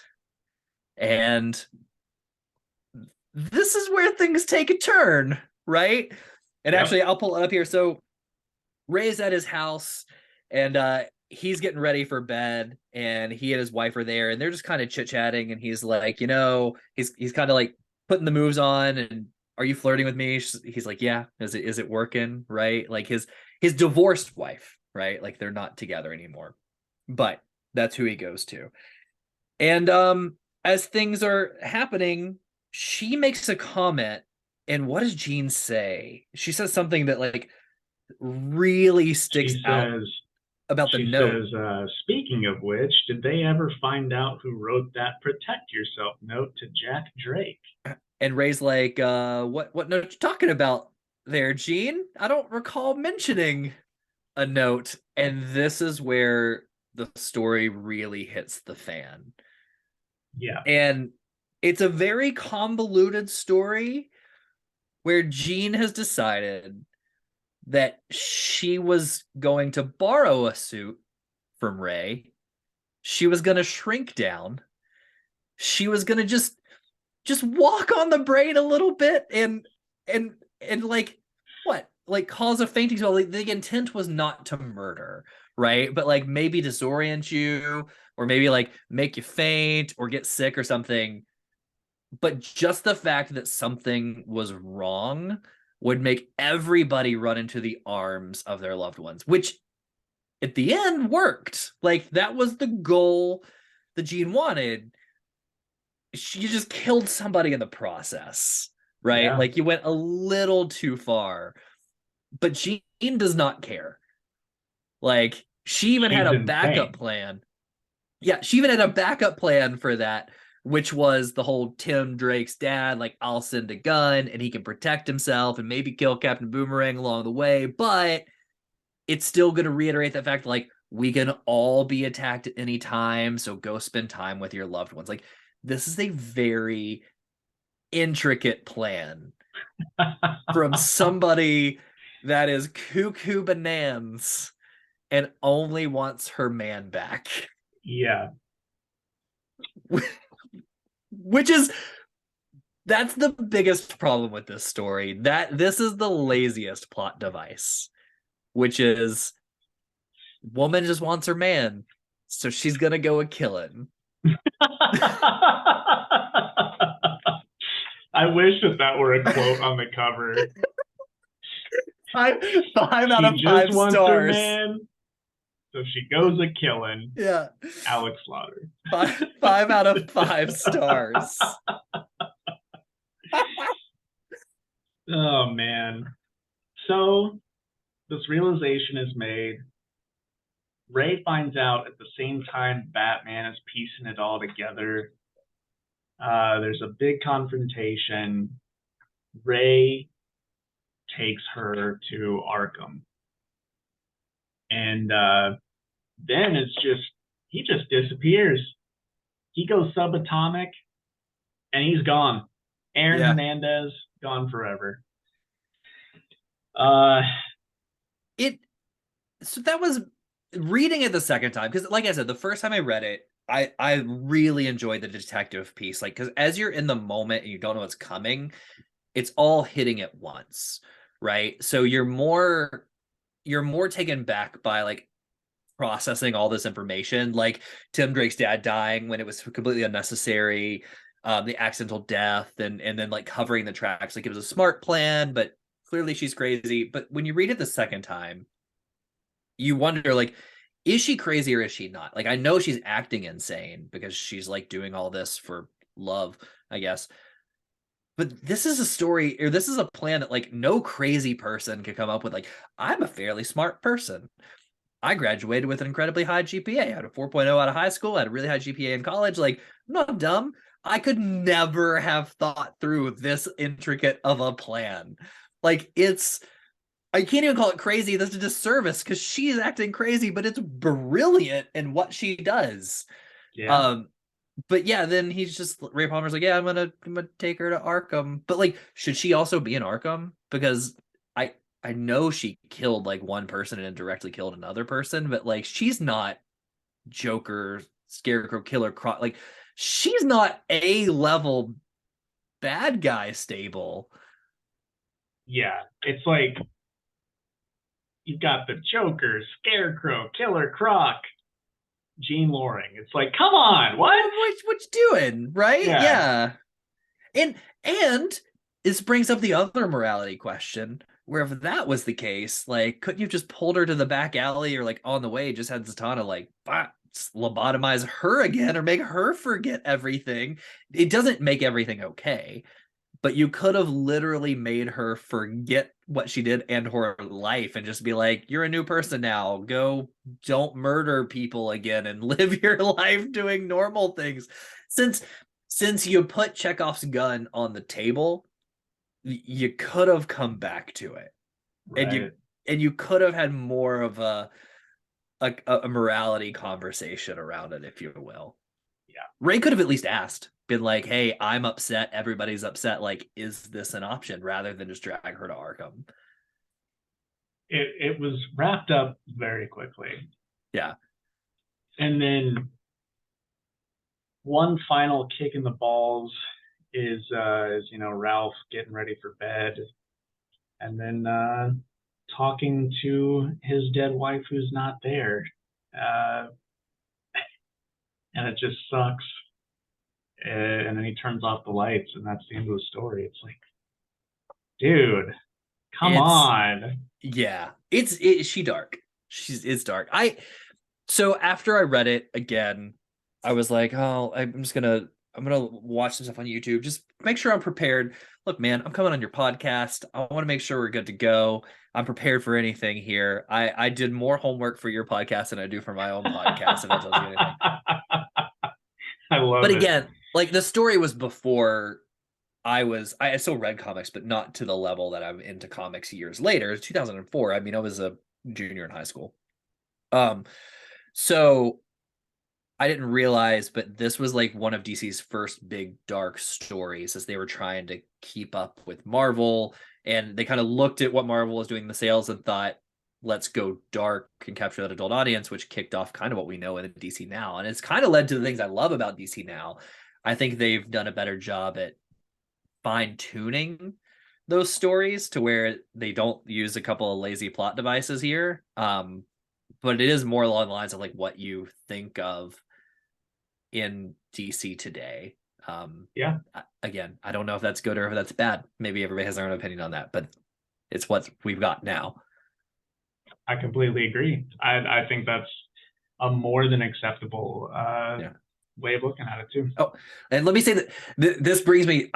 Didn't want to forget this. This brings me to the other thing that I wanted to say. The other reason why I picked this, beyond the fact that you gave it to me and it's a great story and kicks off that friendship, but it has the perfect mix of dark DC, side characters, and edginess and controversy that James Gunn could easily do in the future.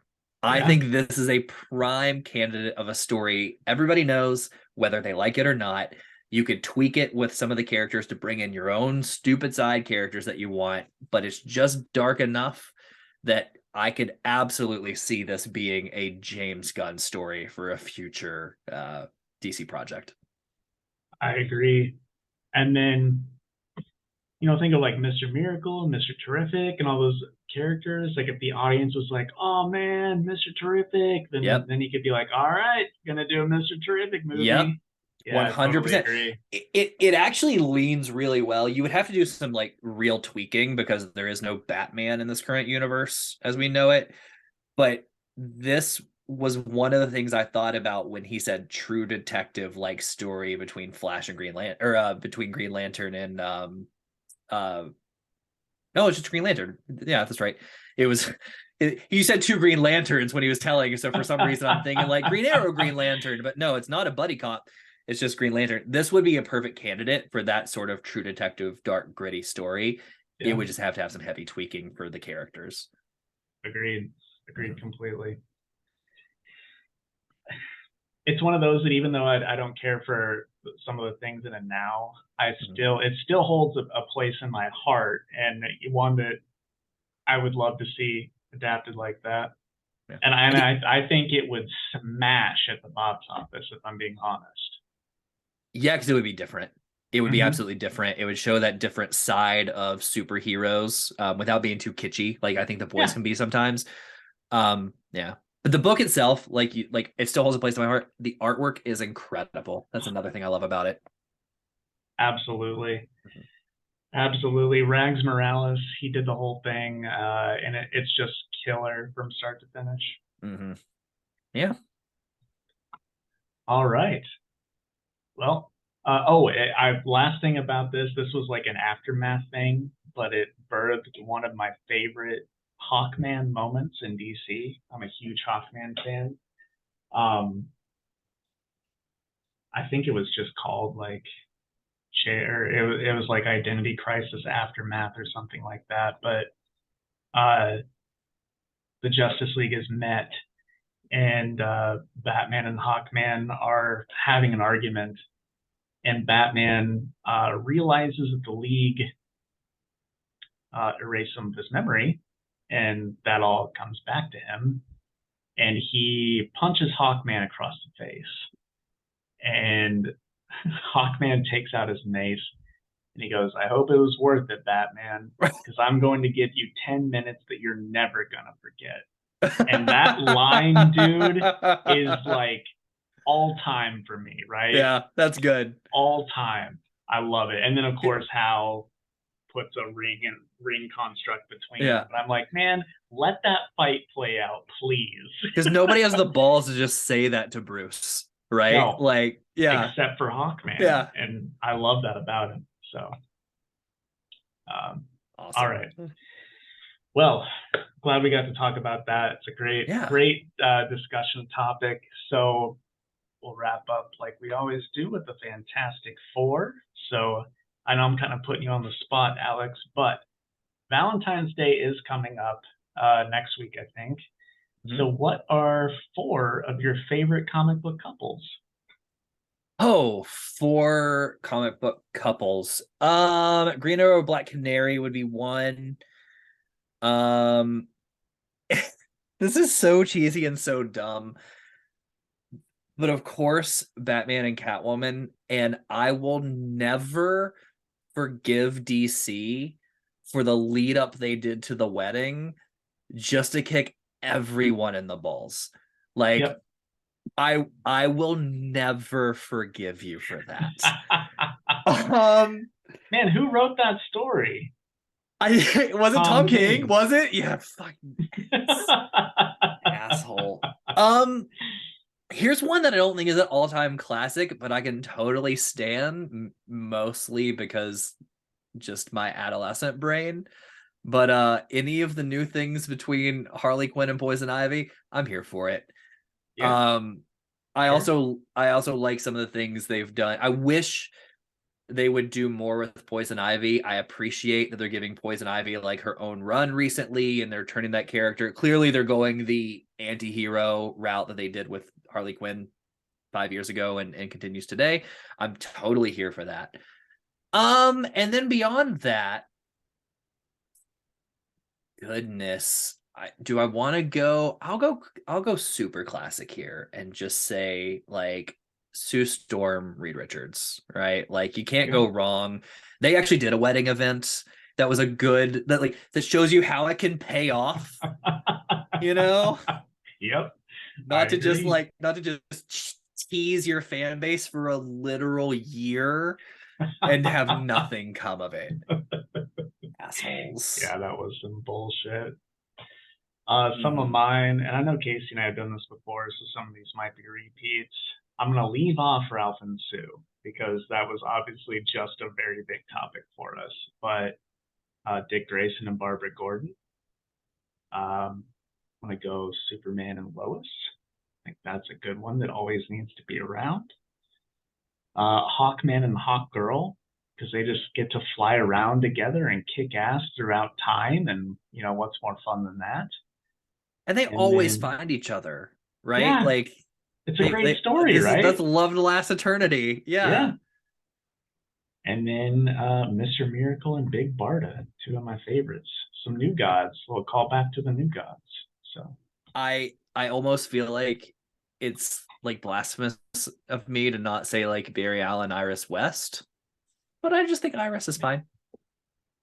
hey, and that's an okay opinion to have. I think Barry's pretty boring personally. I much Yeah. prefer Wally. So Yeah, that's fine.